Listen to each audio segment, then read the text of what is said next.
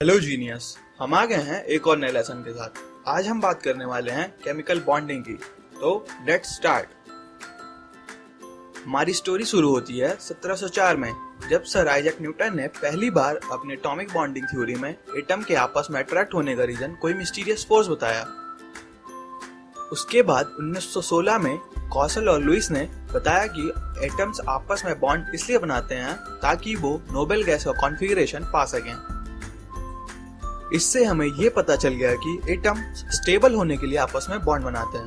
अब क्वेश्चन ये था कि कितने तरीके से ये आपस में बॉन्ड बना सकते हैं, जिसका पता हमें तब चला जब वैलेंस बॉन्ड और मॉलिक्यूलर ऑर्बिटल जैसी थ्योरीज आई। तो अब बात करते हैं केमिकल बॉन्डिंग की। केमिकल बॉन्डिंग मेनली 3 टाइप की होती है: ionic bond, covalent bond and metallic bond. पहले बात करेंगे आयनिक बॉन्ड की।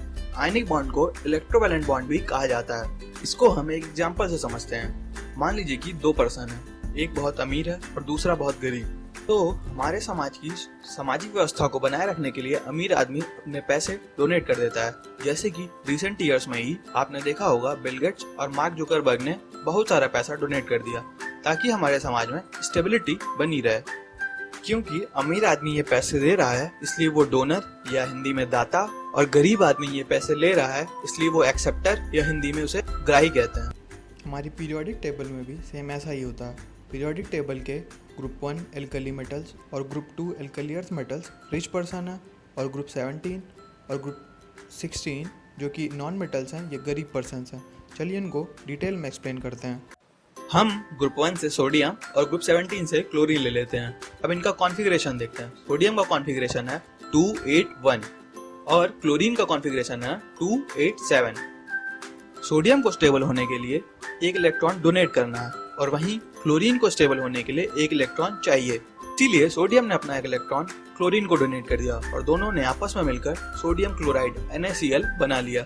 इस एग्जांपल में सोडियम डोनर एटम है, या कह लीजिए रिच पर्सन, और क्लोरीन जो कि ले रहा है ये है एक्सेप्टर एटम, जो है या कि गरीब पर्सन। अब हम बात करते हैं दूसरे टाइप के बॉन्ड, कोवेलेंट बॉन्ड की। इसको समझने के लिए हम एक और एग्जांपल लेते हैं। अब मान लीजिए कि आप और आपका दोस्त एक होटल में डिनर करने गए हैं और वहाँ सबसे सस्ती प्लेट 100 रुपए की है।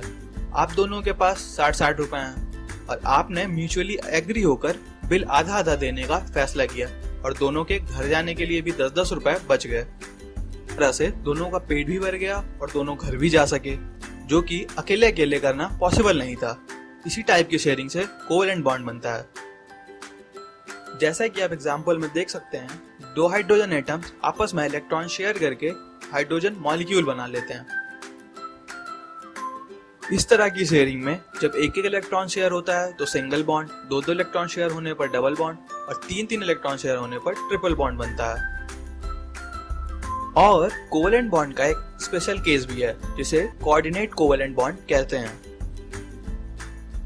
ये वो केस है जब डिनर का बिल आपको अकेले ही देना होगा, क्योंकि आपके दोस्त के पास कोई भी रुपए नहीं है। जैसा कि आप एग्जांपल में देख सकते हैं, अमोनियम आयन में शेयरिंग का दोनों इलेक्ट्रॉन अमोनिया ही दे रहा है। और लास्ट में बात करते हैं मेटेलिक बॉन्ड की। ये मेटल्स में बनने वाला बॉन्ड है। जैसा कि आप एग्जांपल में देख सकते हैं, जब मेटल्स के एटम पास पास आते हैं तो इलेक्ट्रॉन क्लाउड बना लेते हैं और उनके पास ढेर सारे फ्री इलेक्ट्रॉन्स हो जाते हैं, और यही मेटेलिक बॉन्ड ही रीजन है मेटल का अच्छा कंडक्टर होने का। मेटल्स की और प्रॉपर्टी जैसे कि उसकी डक्टिलिटी, उसका स्ट्रेंथ, ये भी मेटेलिक बॉन्ड पर ही डिपेंड करता है। इस लेसन में बस इतना ही, और अगर आपको किसी भी टॉपिक पर वीडियो चाहिए तो आप अपना टॉपिक वीडियो के कमेंट बॉक्स में बता सकते हैं, और आपको जल्दी से जल्दी वो वीडियो मिल जाएगी।